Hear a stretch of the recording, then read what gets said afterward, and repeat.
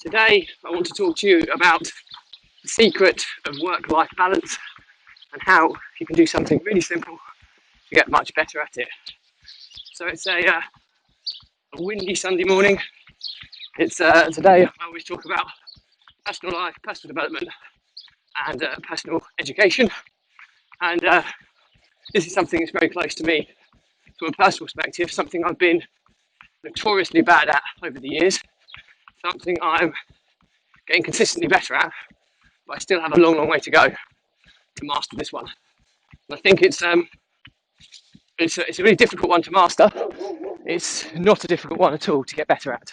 And I think when you start understanding things a little bit more, you'll understanding what it actually means. People just say it as a phrase and don't put a lot of substance or context behind it, and that can end up in a misunderstanding of work-life balance and what it actually means. Well, firstly, I might add that it comes down to your commitment to the amount of time that you work, and you have to set parameters first in terms of what you're going to commit to in terms of your working hours, what you're going to commit to your family hours. And I don't want it to be as regimented as that, but you've got to have a starting point. Morning. So I don't like talking when I'm running past people, as you probably guessed. So you've got to have a starting point. And so how many hours a week do you want to work? I've talked about time blocking in other episodes. It's something that's very important in my productivity world. It's something that I strongly recommend that others adopt. But start blocking out how many hours a week you're going to do, how many hours a day. Sync it with your calendar so you know that if you're off one day, then you're not going to get those hours in there. You have to put them on other days or just work less for that week. But I think the first thing is that commitment. Morning. That commitment to what you're committing to. And once you've got that, you've got something to work with. Secondly, you need to, when it comes to work, it's very easy to let work take over. And I'm extremely guilty of that.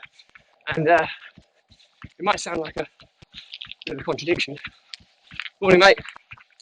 Might sound like a bit of a contradiction on the basis that I've run a business, got it to 7 figures, and then systemised it so that I was working 30, 60 hours a week in it, down to less than 6 hours a month in 6 months. But it's something that still haunts me. This fatal trap of falling back into the dreaded trap of overworking yourself. And what I mean by that is, although I work super hard, the way I work has changed dramatically over the years. I will never do a recurring task in my business more than once. And the odd occasion I will actually do it once is to record a video to be able to outsource to somebody else. So all of my work is one-off work, or set up infrastructure, major growth related stuff. Setting up the strategy, setting up and implementing the plans, putting people in the right seats to make sure the business drives forward, setting the KPIs, all this stuff, which is one-off stuff. I have to keep tweaking and iterating it over the course of time. But all the daily recurring stuff in the business, that happens without me.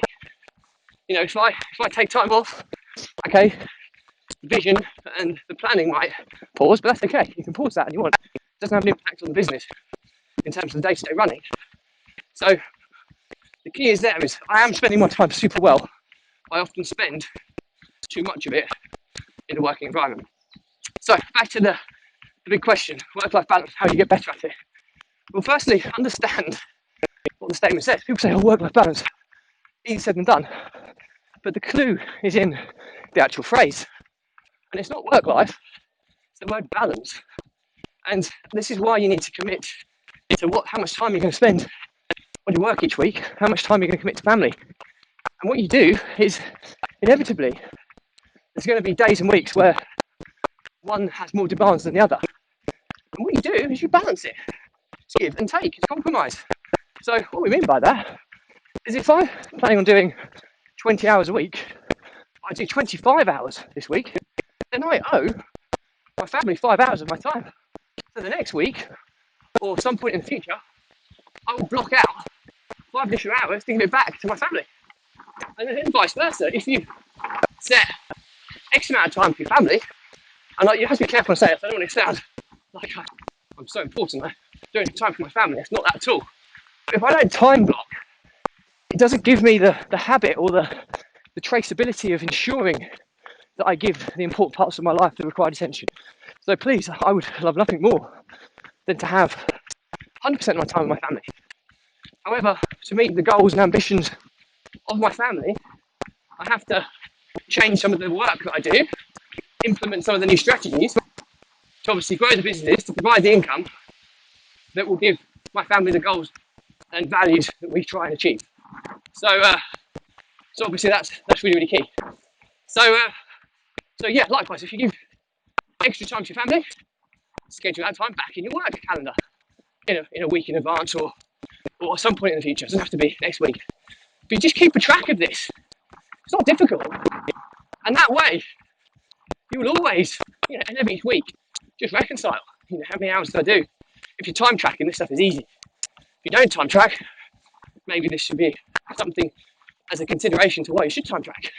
Because ultimately, you're letting your family down if you're not on top of how you manage your time. So I hope this has been useful. But it's give and take, it's balance, okay? If you say X number of hours for work versus X number of hours for family, that's what you commit to. You do too much on one and it has an impact on the other, you give that time back. Okay, so really, really cool, easy way to get better at work-life balance. Now, where I'm struggling and where I need to get better at is I still spend too much time working. Pure and simply because I've got so much going on at the moment.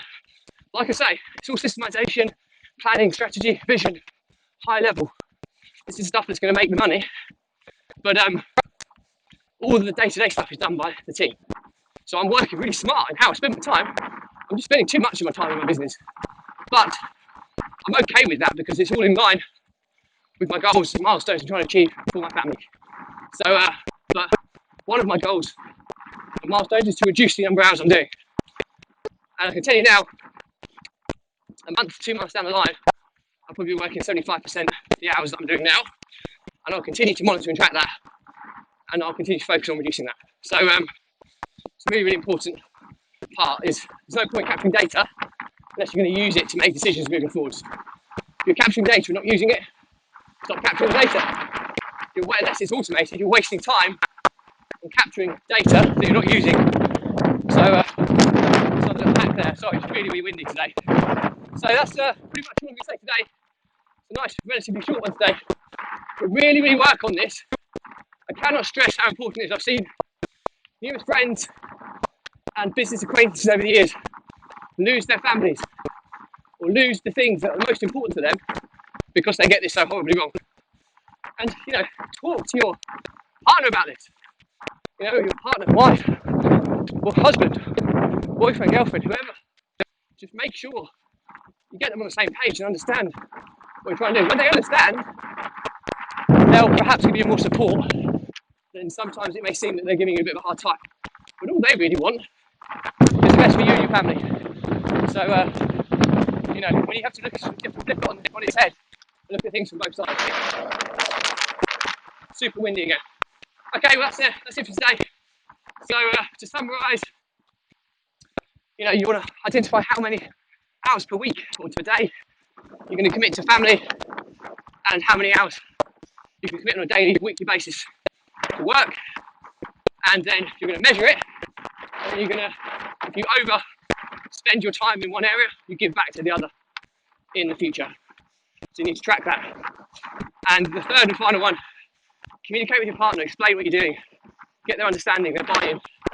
Makes the world a better place when your partner is with you rather than what it sometimes feels against you. So I hope that helps. As always, please comment, like, share this if you think it's good value. Any questions or anything, please put in the comments. As always, I commit to answering every comment. But I'll also, if the topic's big enough, I'll do a special episode on your question and I'll tag you in so you won't miss the response. So hope you enjoy. As always, stay positive, stay happy. See you in the next episode.